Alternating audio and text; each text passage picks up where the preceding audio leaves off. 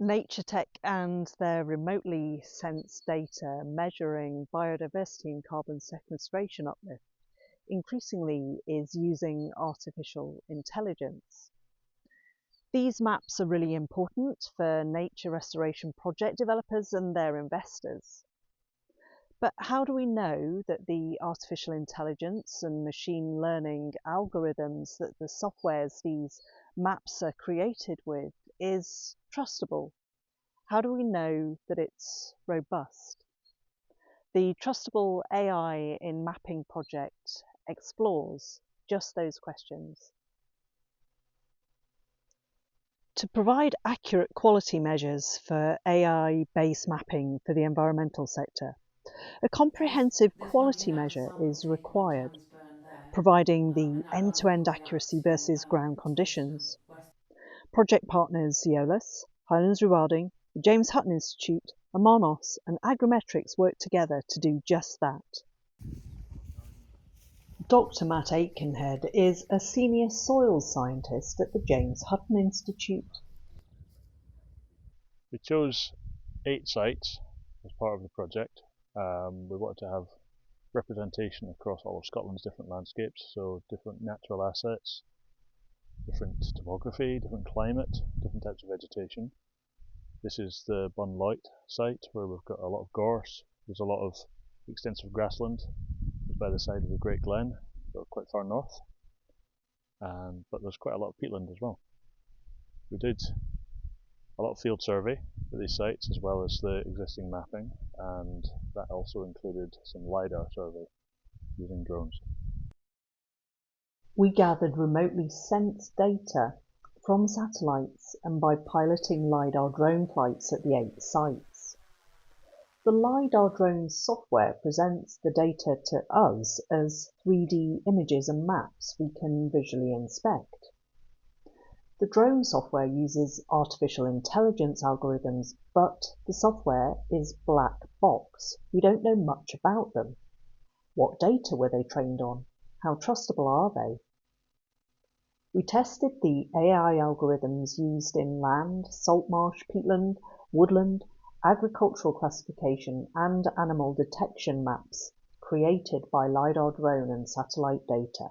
We've been using these data sets and remote sensing and various other sources of information to detect and map a number of different types of landscape features. So we've got soils, there's peatland, there's woodland, agriculture, salt marsh, and also been using it for animal detection. Are the maps derived from this remotely sensed data accurate though? Do they correlate with what is actually on the ground at our field sites? Okay, so I'm just going to do a quick demo of what our kind of grassland surveys look like. Dr. Annabelle Everard, Research Associate and Ecologist, has been doing surveys directly observing, measuring and recording observations. The normal project that we use. Normally we're looking at 2 by 2 metres. This is just a one. Annabelle collected data at ground level at Highlands Rewilding sites with a wide range of habitats. In exactly the same spots we collected LiDAR drone and satellite data from. So here at Highlands Rewilding we've been ground truthing lots of our habitats.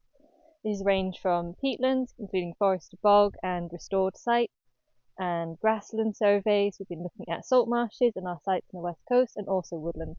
Our woodland surveys have captured a diversity of woodland types from ancient woodlands, plantations, and even temperate rainforests. In the summer, we were looking at grassland surveys capturing grassland condition and composition. Peat bogs are really important in Scotland for a number of reasons. They store a lot of carbon, but they also have a lot of impact on biodiversity and are really useful for water storage and retention and filtration.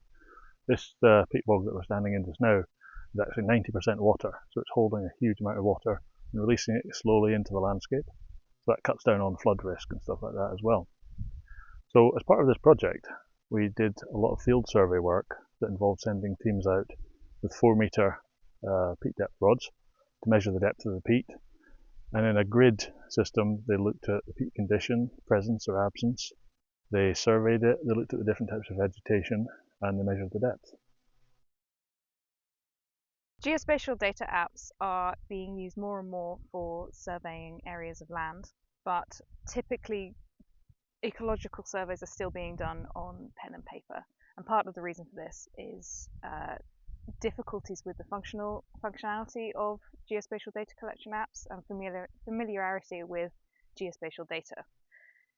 We've designed Quickbeam to address this problem.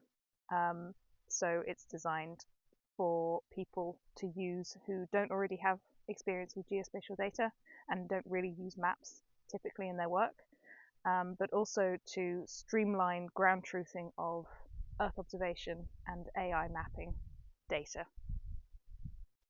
We've completed 5 major bits of work: defining the AI accuracy framework, researching land cover classification algorithms, studying social trust in AI, developing an academic paper about ecological errors, and creating an online portal hosting the framework and a website hosting the knowledge base at trustable-mapping.xyz. Thanks to Innovate UK for funding the research of this project.